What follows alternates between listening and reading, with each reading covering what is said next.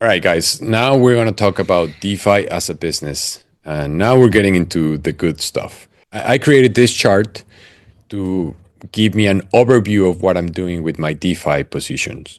So if I look at this, I can see exactly what's going on in my portfolio, and then I can make adjustments. This gives me an overview. So I can see how much money I have on my overall portfolio, how much I have in DeFi, how much I have in stables, how much is my bull run bag, and what's my total. I have a checklist of the things that I need to do every week, every month, every day. That depends entirely up to you. And then I have my goals. In this case, I want to have a specific amount of Flare. I want to have a specific amount of XRP. And I want to have a specific monthly income that I make from my DeFi. Having your goals will make everything else easier because then you're walking in a specific direction. And then what I do is this is my overall DeFi strategy. So my assets are in a borrowing and lending. I take a loan against that, and then that capital, I either put it in liquidity pools that I'm looking to get fees, because without getting too complex, there's some liquidity pools that you're only aiming to get fees from the transactions that happen, and you're taking some fees. They're paying you fees for doing that. But there's also yield farming when there different chains have incentives. So some pools you will enter for the fees, and some you will enter for the yield farming.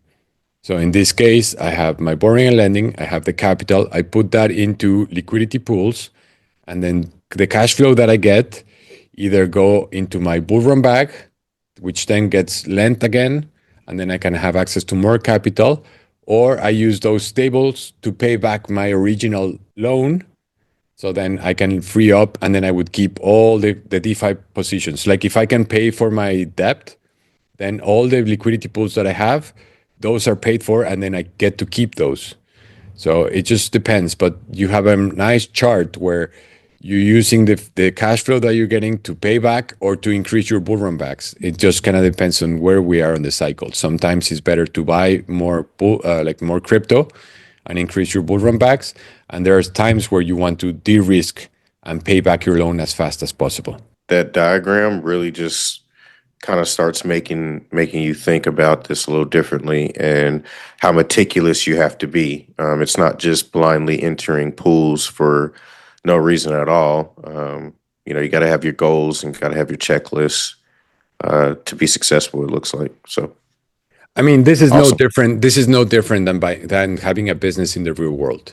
Like think about Absolutely. DeFi as buying businesses or franchises that are working for you.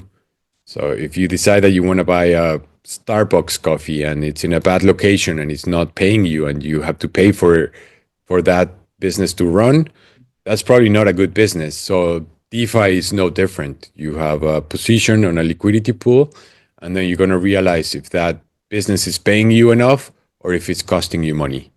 So this is a very important thing to understand.